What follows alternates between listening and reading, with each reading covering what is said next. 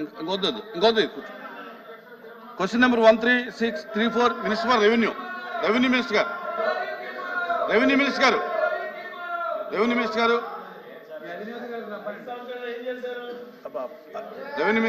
Thank you అధ్యక్ష. సభ్యులు అడిగిన ప్రశ్న ఏ ప్రశ్నకు అధ్యక్ష? అవునండి, కొన్ని గ్రామాల్లో ఇటీవల రీసర్వే పనులలో సాంకేతిక సమస్యల కారణంగా రైతులు ఇబ్బందులు పడుతున్నారు. బి ప్రశ్నకు అధ్యక్ష, రీసర్వే స్థితితో సంబంధం లేకుండా ఆంధ్రప్రదేశ్ రాష్ట్రంలో భూమి రికార్డులను డిజిటల్ రూపంలో ఉన్నాయి. సి ప్రశ్నకు అధ్యక్ష, ఈ విషయం పరిశీలనలో ఉంది. డి ప్రశ్నకు అధ్యక్ష, ఈ ప్రశ్న ఉత్పన్నం కాదు. థ్యాంక్ యూ అధ్యక్ష. రాంభూపాల్ రెడ్డి గారు. గత ప్రభుత్వం వైఎస్ఆర్ జగనన్న శాశ్వత భూ హక్కు భూరక్ష పథకం కింద దాదాపు 6,000 గ్రామాల్లో రీసర్వే కార్యక్రమం చేపట్టడం జరిగింది అధ్యక్ష. రీసర్వే చేసిన గ్రామాల్లో తర్వాత అనేక రకాలైన రైతుల మధ్య కానీ లేకపోతే కుటుంబాల మధ్య అదేవిధంగా ప్రభుత్వానికి రైతుల మధ్య అనేక వేల ఫిర్యాదులు వివాదాలు రావడం జరిగింది అధ్యక్ష. దీనికి తోడు రైతులు ఏ గ్రామాల్లో అయితే రీసర్వే చేశారో ఆ గ్రామాల్లో రైతులకు సంబంధించిన 1B కానీ అడంగలు కానీ రాలేని పరిస్థితి. దీంతో ఏమైంది అధ్యక్ష, ప్రభుత్వం నుంచి రావాల్సిన పథకాలు 6,000 గ్రామాల్లో ఉండే లక్షలాది మంది రైతులు కోల్పోవడం జరుగుతోంది. అమ్మకాలు కొనుగోలు లేవు. అదేవిధంగా బ్యాంకుల్లో కూడా క్రాప్ లోన్స్ రెన్యువల్ చేసే పరిస్థితి లేకుండా పోయింది అధ్యక్ష. అంటే కొన్ని ప్రాంతాల్లో తహసీల్దార్లు కూడా మానవతా దుఃఖతం ఉండేవాళ్ళు మాన్యువల్ అడంగలు ఇస్తున్నారు. కొంతమంది అయితే మాకు ప్రభుత్వం నుంచి ఆదేశాలు లేవు కాబట్టి వాటిని ఆపివేయడం జరుగుతుంది అధ్యక్ష. అంటే ఈ రీసర్వే వలన అంతేకాకుండా పాస్బుక్ల వలన కేవలం 700 కోట్ల రూపాయల ప్రభుత్వ ధనాన్ని దుర్వినియోగం చేయడం అధ్యక్ష. దాంతోపాటు ఏమన్నా దీనివల్ల ఏదైనా ఒక పథకాన్ని ప్రారంభించేటప్పుడు దీనివల్ల దీని తర్వాత వచ్చే దుష్పరిణామాలు ఏమన్నాయని చెప్పి ఆలోచించుకోకుండా ఏమాత్రం ముందు చూపు లేకుండా ఈ రీసర్వే కార్యక్రమాన్ని చేపట్టినందువలన లక్షలాది మంది రైతులు ఇబ్బంది పడుతున్నారు అధ్యక్ష.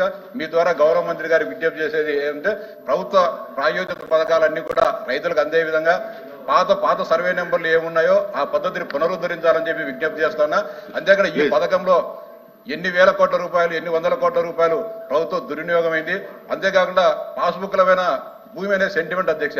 మా తాత ముత్తాతలు సంపాదించిన భూములకు ఎవరో ముఖ్యమంత్రుల పేర్లో ప్రధానమంత్రుల పేర్లో వేయడం అనేది చాలా అన్యాయం అధ్యక్ష.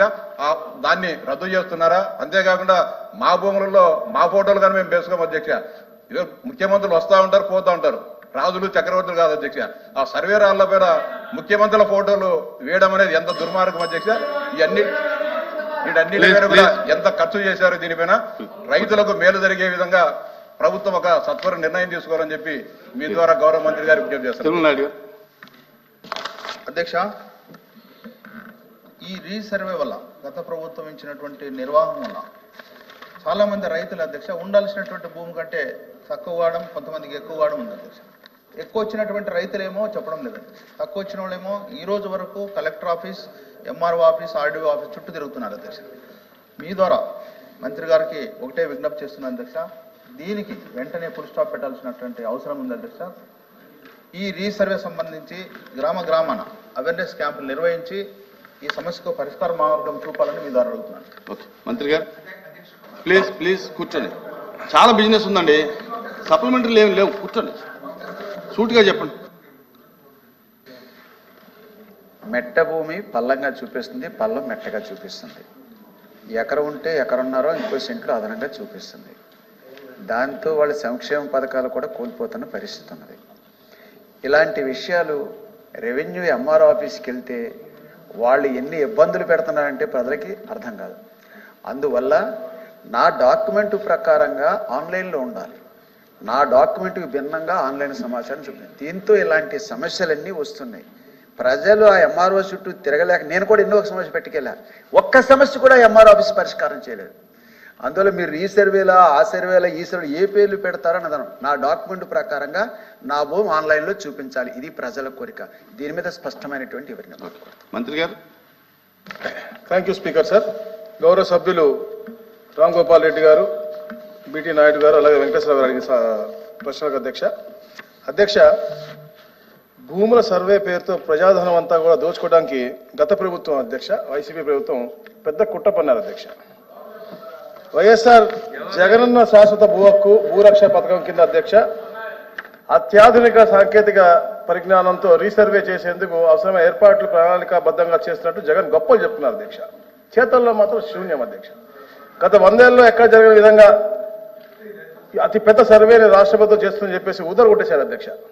అధ్యక్ష, continuous operating reference systems, cars, drones లాంటి అత్యాధునిక సాంకేతిక పరిజ్ఞానం వాడుతూ మేము ఈ సర్వే చేస్తున్నామని చెప్పేసి పెద్ద పెద్ద మాటలు చెప్పారు అధ్యక్ష. అయితే అధ్యక్ష,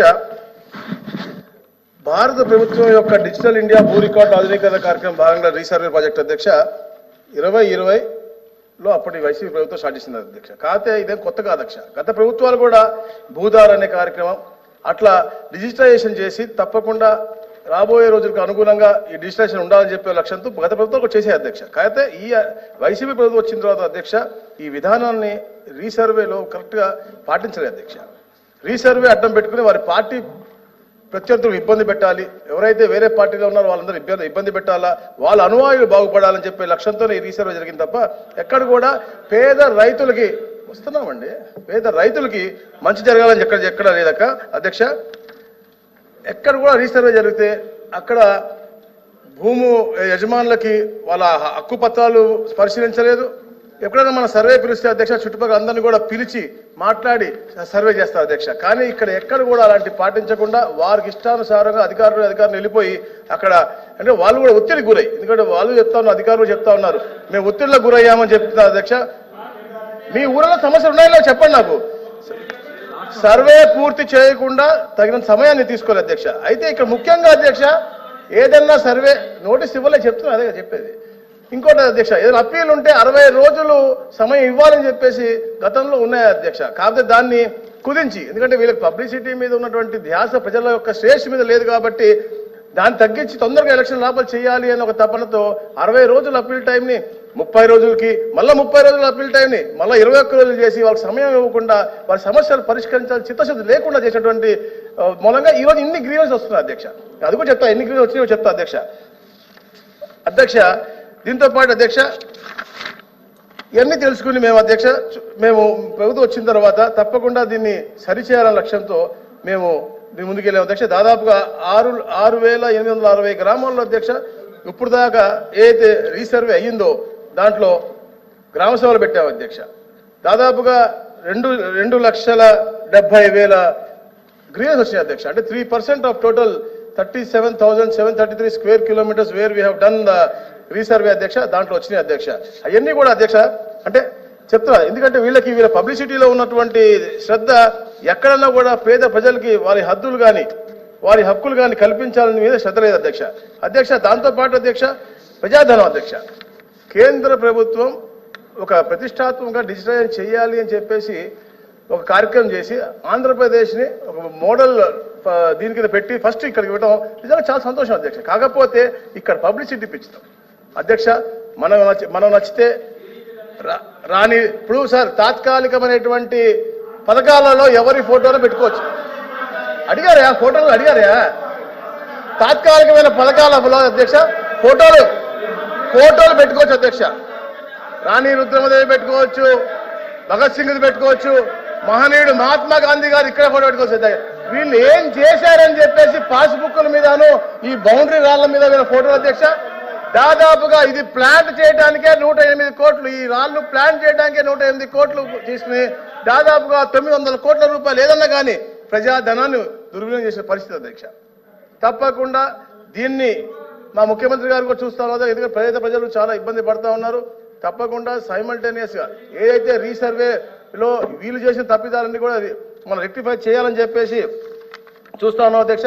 ఎందుకంటే దాదాపుగా ఇప్పుడు దాకా 79,000 గ్రీవెన్స్లు వచ్చినాయి అధ్యక్ష. దాంట్లో బౌండరీ డిస్ప్యూట్స్ ఎక్కువగా ఉన్నాయి కాబట్టి ఇవన్నీ కూడా చేస్తా ఉన్నాం. ఇప్పుడు ఈ గ్రామ సభలు అధ్యక్ష 6,631 పూర్తయిన అధ్యక్ష. ఇంకా 229 గ్రామ సభలు చేయాల్సి ఉంది అధ్యక్ష. ఇవన్నీ కూడా పూర్తయిన తర్వాత సమగ్రంగా చూసి ఏదైతే కార్డ్ 2లో మనకి వెబ్లాండ్లో ఉన్నాయో అవి కాకుండా పాత విధానంలో కూడా పెట్టి 2 ఇంటిగ్రేట్ చేసి రాబోయే రోజుల్లో చేసే విధంగా ఒక మంచి ప్రణాళికతో ముందుకు వస్తా ఉన్నాం అధ్యక్ష. ఇప్పుడు కూడా మాది ప్రజాహితం కోరే, రైతు హితం కోరే ప్రభుత్వం అధ్యక్ష. ఎప్పుడు కూడా వాళ్ళలాగా పబ్లిసిటీ చేసి వాళ్ళ బొమ్మలు పెట్టుకోవాలని మాత్రం చూడడం అధ్యక్ష. Thank you. Question number 13546 minister for agriculture. Please agriculture మంత్రి గారు. అధ్యక్ష, ఏ ప్రశ్నకు సమాధానం? లీజు ప్రాతిపదికపై దాదాపు 16 లక్షల మంది కౌలు రైతులు భూములు సాగు చేస్తున్నారు. వివరాలు అనుబంధంలో జతపరచడమైంది. 2024-25 కాలంలో 9/11/2020 నాటికి మొత్తం 9.08 లక్షల మంది కౌలు రైతులకు పంట సాగుదారు హక్కుల కార్డులు జారీ చేయడమైంది. సి ప్రశ్నకు సమాధానం 1443.58 పంట రుణాలు మరి పంపిణీ చేయడం అయింది. లక్ష్మణరావు. అధ్యక్ష, ఈరోజు ఆంధ్రప్రదేశ్ వ్యవసాయంలో సాగు చేసేది ప్రధానంగా కౌలు రైతుల అధ్యక్ష. ముఖ్యంగా డెల్టా ప్రాంతాల్లో అయితే 80%, మెట్ట ప్రాంతాల్లో అయితే 70% కౌలు రైతులే ఉన్నారు అధ్యక్ష. అధ్యక్ష, నా దృష్టిలో కౌలు రైతుల సమస్య కేవలం రైతు సమస్య కాదు అధ్యక్ష, అదొక సామాజిక సమస్య కూడా. కారణం ఏంటంటే కౌలు రైతులుగా ఉన్న వాళ్ళు 90% బీసీలు, ఎస్సీలు అధ్యక్ష. మీ ద్వారా మంత్రి గారి దృష్టికి 2 విషయాలు తెస్తున్నారు అధ్యక్ష. వారు 16 లక్షలని చెప్పారు రాష్ట్ర వ్యాప్తంగా. వాస్తవంగా మా కౌలు రైతు సంఘాల అంచనా ప్రకారం అయితే 26 లక్షల మంది కౌలు రైతులు ఉన్నారు అధ్యక్ష. అయినప్పటికీ మీ ద్వారా వారి దృష్టికి 2 విషయాలు తెస్తున్నారు అధ్యక్ష. మొదటిది, కౌలు రైతులు రుణం పొందాలంటే భూ యజమాని సంతకం ఉండాలని 2019 చట్టంలో పెట్టారు అధ్యక్ష. వాస్తవంగా 2011 చట్టం రద్దు చేసి 2019 చట్టం చేశారు అధ్యక్ష. దానివల్ల రుణ అర్హత కార్డులు చాలా మంది పొందలేని పరిస్థితి.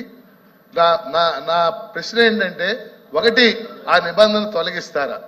రెండోది చాలా ముఖ్యమైనది అధ్యక్ష, రుణ అర్హత కార్డులు ఇచ్చినప్పటికి కూడా అధ్యక్ష, కౌలు రైతు బ్యాంక్కి వెళ్ళేసరికి ఆ బ్యాంకులో ఆల్రెడీ భూ యజమాని పట్టాదారు పాస్బుక్ ఎవరి పేరుతో అయిందో ఆ భూ యజమాని రుణం తీసేసుకుంటున్నాడు. కౌలు రైతు కార్డులు పొందిన వాళ్ళు 80% రుణాలు రావట్లేదు అధ్యక్ష. మీ ద్వారా మంత్రి గారికి నా సూచననండి, ప్రశ్న అనుకునేవండి. దీనికి ఒక సూచన, సొల్యూషన్ ఏంటంటే, భూమి మీద భూ యజమానికి సంతకం రుణం ఇచ్చి పంట మీద కౌలు రైతుకి రుణం ఇచ్చేలాగా ప్రభుత్వం ఆలోచన చేస్తుందా? ఆ మేరకు బ్యాంకర్లతో మాట్లాడే అవకాశం ఉందా? ఈ 2 అంశాలు మంత్రి గారు క్లారిఫై చేయాలని కోరుతున్నాను. ప్లీజ్. వెంకటేశ్వరరావు.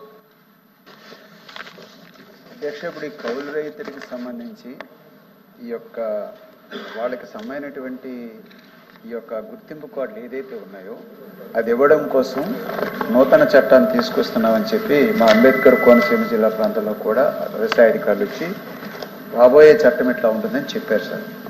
సరే, ఆ రకంగా వస్తే ఆ నూతన చట్టం ప్రకారంగా కౌలు రైతులందరికీ కూడా గుర్తింపు కార్డులు ఇచ్చేటట్లుగా చేస్తామని ప్రభుత్వం చెప్తుంది. ఓకే, ఆ రకంగా ఆ మేరకు వాళ్ళకి ఉపయోగించారు. అయితే ఇక్కడ విషయం ఏమిటంటే, కౌలు రైతులు అన్నప్పుడు ఈ కేవలం ఎస్సీ ఎస్టీలకి మాత్రమే వర్తించే విధంగా ఒక చట్టం చేశారు అధ్యక్ష. ఓసీ కౌలు రైతులు కూడా చాలామంది చేస్తున్నారు. వ్యవసాయం చేసే దగ్గర ఆ కౌలు రైతులకి కులం కేటగిరీ పెట్టి వాళ్ళని డిస్క్వాలిఫై చేయటం ఏం న్యాయం అని చెప్పి మేము డిఆర్సీ సమావేశంలో చాలా చోట్ల చెప్పాము. కానీ చట్టం అట్లా ఉందని చెప్పారు. అందువల్ల నూతన చట్టంలో ఈ సవరణ కూడా ఉండాలి. ఆ కౌలు రైతు ఎవరైనా ఆ కులాన్ని బట్టి కాకుండా కౌలు రైతుకి ఆ గుర్తింపు కార్డులు ఉండాలి. ప్రభుత్వ సహాయ కార్యక్రమాలన్నీ కూడా వాళ్ళకి వర్తించేటట్లుగా చూడాలి. అది ప్లీజ్.